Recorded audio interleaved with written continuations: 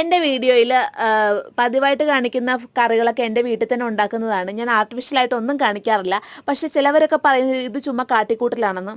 ശരിക്കും പറഞ്ഞാൽ ഒരു മിഡിൽ ക്ലാസ് വീട്ടിലുണ്ടാക്കുന്നത് ഇതൊക്കെ തന്നെ ആടേ. പിന്നെ ചുമ്മാ ഉണ്ടാക്കി കാണിക്കാനാണെങ്കിൽ എനിക്ക് എന്തൊക്കെ കാണിക്കാം, വെറുതെ എന്തിനാന്ന് ഓർത്തിട്ട് ഞാൻ കാണിക്കുന്നില്ല. പിന്നെ രാവിലെ നമുക്ക് ദോശയും ചമ്മന്തിയായിരുന്നു.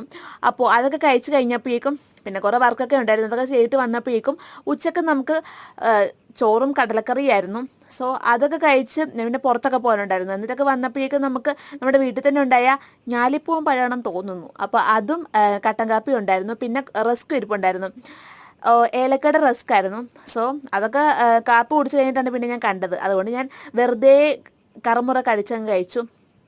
അതൊക്കെ കഴിച്ച് കഴിഞ്ഞപ്പോഴേക്കും ഒരു 10 മണിയൊക്കെ ആയപ്പോഴേക്കും നമ്മൾ ഡിന്നർ കഴിച്ചു. ഡിന്നറിന് വേറെ ഒന്നുമല്ല, നമ്മൾ ആ പപ്പടം വെച്ചിട്ട് കറി ഉണ്ടാക്കും. വറുത്ത പപ്പടം വെച്ച് മസാലയൊക്കെ ഇട്ട് സവോളയൊക്കെ ഇട്ട് കറി ഉണ്ടാക്കി, പിന്നെ പപ്പടം വറുത്തതും ചോറും. അപ്പോൾ അത്രയേ ഉള്ളൂ ഗൈസ്.